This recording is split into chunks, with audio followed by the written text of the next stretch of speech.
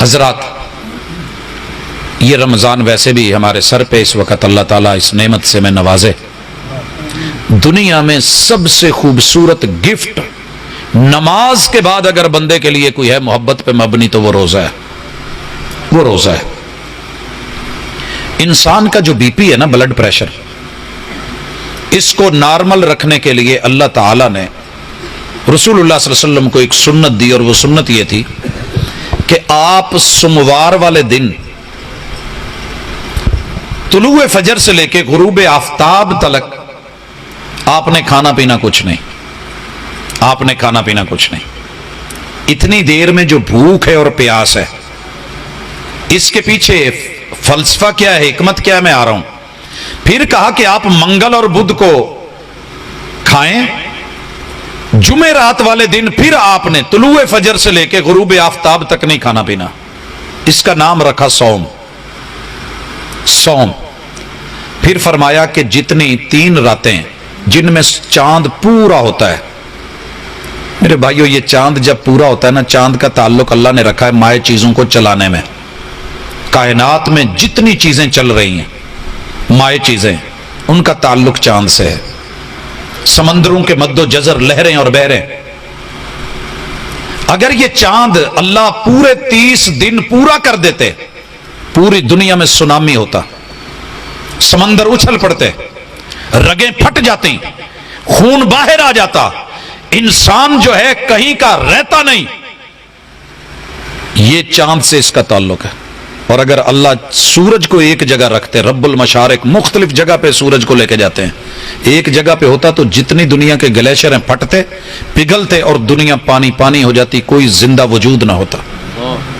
اسی لیے اللہ نے کہا الشمس والقمر بحسبان، یہ میرا حساب ہے. چاند کو غائب کر کے، باریک کر کے، چڑھا کے، تھوڑا تھوڑا کر کے 7 منزلوں کے بعد آدھا کرنا، اور پھر بڑھانا، 14 منزلوں کے بعد مکمل کرنا، اور پھر گھٹاتے گھٹاتے 28 منزلوں پہ لے جا کر کے اللہ تعالیٰ کا اس کو پھر گم کر دینا. یہ اللہ کا اپنا نظام اور سسٹم ہے. مگر جن 3 راتوں میں چاند پورا ہوتا ہے، سمندر کے واقف لوگ اندر سفر نہیں کرنے دیتے. اس قدر شدید اس میں طوفانی کیفیتیں ہوتی ہیں.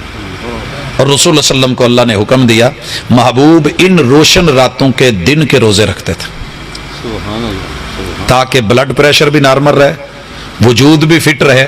اور علامہ ابن قیم رحمہ اللہ نے زاد المعاد میں واضح لکھا ہے کہ کسی آدمی نے ان 3 دنوں میں حجامہ کروا لیا تو پھر وہ اپنے آپ کو ملامت کرے، کسی اور کو برا نہ کہے.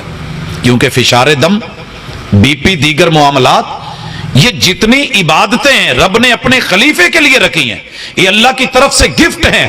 جس نے بنایا ہے وہ بہتر جانتا ہے. الا لہ الخلق والامر. جس کی ٹیکنالوجی ہوتی ہے وہی بتاتا ہے نا کہ کیا کرنا ہے.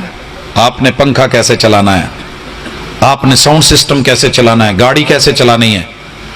تو اللہ نے آپ کو بنایا ہے تو رب کو پتا ہے کہ اس کا تیل، اس کا فیول، اس کا معاملہ، اس کا انجن، اس کی باڈی، انجر پنجر، اس کی مائکروسافٹ ٹیکنالوجیز. انسان کو تو علم بھی نہیں، جو بنانے والا ہے وہ بہتر جانتا ہے. اور پھر کہا کہ 11 مہینے مرضی سے کھاؤ، 12ویں مہینے پورے کا پورا روزہ رکھو. اس کا 2 چیزوں سے تعلق ہے، ایک محبت سے، ایک احساس سے. بھائیو جس میں محبت نہیں ہے وہ بندہ نہ شکرا ہے. کیونکہ اللہ نے دل بنایا ہے، پیار تو کرے گا، باڈی میں رکھا ہے، لیکن ویسے نہ کرے جیسے رب نے چاہا ہے تو پھر اس پیار کا بھی فائدہ نہیں ہے. بلڈوزر بنا ہے، فائدے کے لیے بنا ہے، لیکن اگر آپ اس کو گھروں کو گرانا شروع کر دیں تو نقصان دہ ہے. اللہ نے دل بنایا ہے. اگر آپ اس کا رخ انسانوں کی طرف کر لیں تو آپ ان کی عزتوں سے کھیلیں گے. اگر اس کا رخ رب کی طرف کر لیں، وَرَجُلٌ قَلْبُهُ مُعَلَّقٌ بِالْمَسَاجِدِ، ایسا بندہ جس کی دل لگی اللہ کے گھر سے ہوگی، کل قیامت کے دن اللہ تعالیٰ نے عرش کے سائے میں جگہ دینی. اور جس طرف ہمارا دل جاتا ہے، کہا وَرَجُلٌ دَعَتْهُ امرأة، اگر اسے کسی عورت نے بلایا، حسن اور جمال نے بلایا، پورے جوبن عشق میں بلایا، اور اس نے کہہ دیا انی اخاف اللہ، اللہ اس کو بھی عرش کے سائے کی طرف بلا دیں گے کہ اس نے اپنا روٹ غلط نہیں اپنایا، صحیح راستے پہ رہا ہے. تو روزہ محبت کی علامت ہے. ہم محبت میں کھانے چھوڑتے ہیں کہ نہیں؟ آپ کے فروخ آباد کا تو مجھے پتہ نہیں ہے، اپنے علاقوں کو میں جانتا ہوں کہ جہاں پیار ہوتا ہے نا شادی والے دن بڑی نصیحت ہے، ان میں سے ایک نصیحت یہ بھی رہتی ہے کہ آج تک جس کے ساتھ کھانے وانے کھا لیے آج کے بعد کھانا میرے ساتھ، کوئی مجبور بھی کرے تو بس بہانہ بنا لینا، دو ایک آدھا لقمہ لگانا، جان چھڑوانا، جب تک تم نہیں آؤ گے میں نے نہیں کھانا۔ اور یہ ہوتا رہا ہے، ہم نے اپنے دوست کو دیکھا، ہم چنوں سے چلے، انٹرویو لاہور تھا اور صبح کے وقت نکلے اور وہ عہد و پیمان میں تھا، اس کی بیگم نے دوپہر کا کھانا نہیں کھایا، باپ کہتا رہا، سسر نے بولا، ماں نے بولا، ساس نے، کہنے لگی بھوک نہیں ہے، رات کا بھی نہیں کھایا۔